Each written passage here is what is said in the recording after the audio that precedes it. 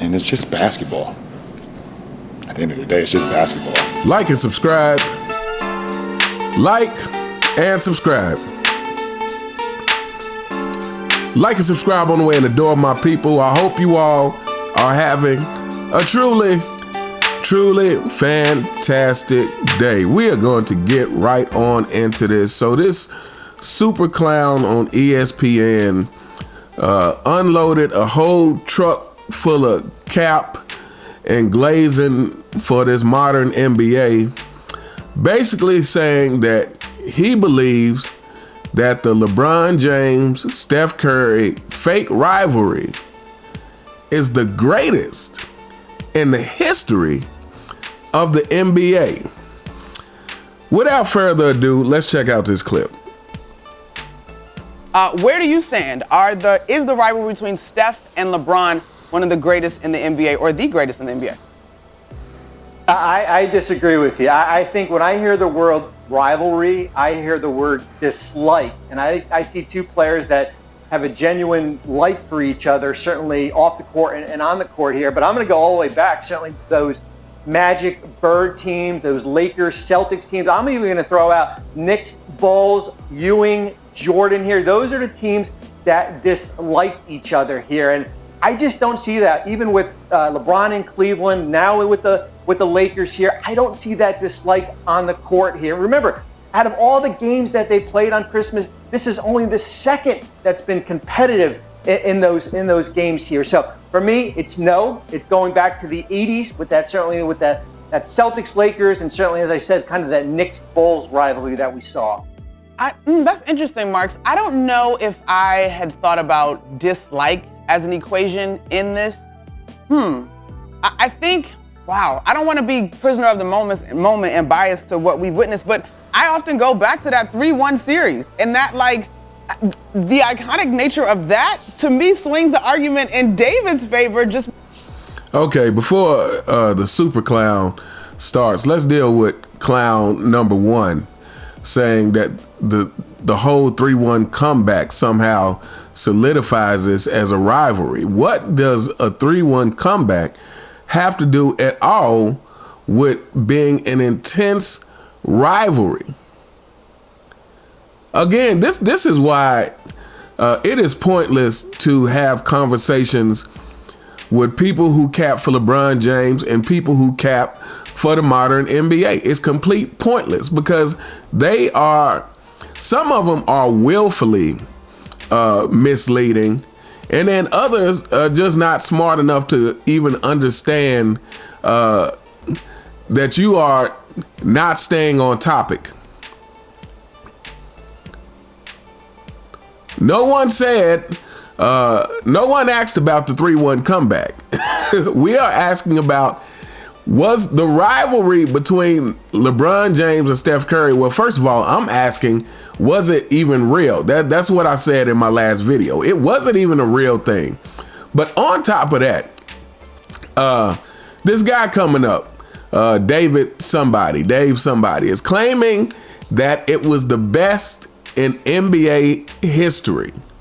What does a 3-1 comeback have to do with that at all? Anyway, let's get to the clown show. Because, I mean, come on, 3-1, like it had never been done, Marks. Nothing for that. Look, LeBron James himself just said this was like a rap beef. He said it in an interview. He said this was like an East Coast, West Coast rap beef between the... Okay, let me start with there. Let me just say that I wish I could slap this guy. I really wish I could draw back an open hand and slap this guy. This is ridiculous. First of all, oh my goodness. So LeBron said it was like an East Coast, West Coast rap beef between him and Steph Curry. The guys who look like they couldn't love each other anymore. The guy, to me, who in every picture you see between the two of them, they are smiling and hugging and whatnot. That's the East Coast, West Coast rap beef. Secondly, it came out of the mouth of LeBron James, and we all know that you cannot believe anything that comes out of the mouth of LeBron James. LeBron James said he was the GOAT. That was a lie. LeBron James is always pretending to read books. LeBron James LeBron James said that he doesn't have the power to override team management when they tell him to load manage. If it was up to him, he would have played the 82 games. He would have did what he said he was going to do, what he told us all he was going to do unprompted. No one told him to say this, but he said it. He told the world that he planned to play 82 games, and he didn't follow through. And of course, when he doesn't follow through, it is not his fault. So, you can't believe anything that comes out of LeBron James' mouth, but just by the enthusiasm that this guy has when he's talking, you can tell that he is a complete and utter member of the 4 and 6 Kingdom, member of the CFL. You can tell that he's probably one of these guys who refers to LeBron James as my king. Anyway, let's continue. Do we not remember the Halloween party that LeBron threw a few years ago after they had with the Steph Curry 3-1 cookies? These dudes did not like each other. He blocked Steph in Game 6, talking trash to him. Steph threw a mouthpiece. He was so angry that these dudes did not like each other. Now, Bird and Magic grew to like each other eventually. Steph and LeBron have grown to like each other eventually. But in the heat of this rivalry in the finals, these dudes did not get along. This was a real deal. As a Davidson College alum who was rooting for Steph, people lost friends over Steph and LeBron. Like, this is a real deal thing. Okay, and that's enough of that. So, first of all, to me, this is just an insult to compare this to the rivalry of Magic Johnson and Larry Bird. First of all, we're talking about two of the greatest competitors in the history of basketball. Two of the greatest competitors. Secondly, I just read an article on the video I did, yesterday, where the article stated that the rivalry was passive aggressive. I was watching something else. I was watching a video either today or yesterday where someone else referred to the rivalry as passive aggressive. To me, there is no such thing as a passive aggressive rivalry. To me, at that point, you're just soft. You're soft.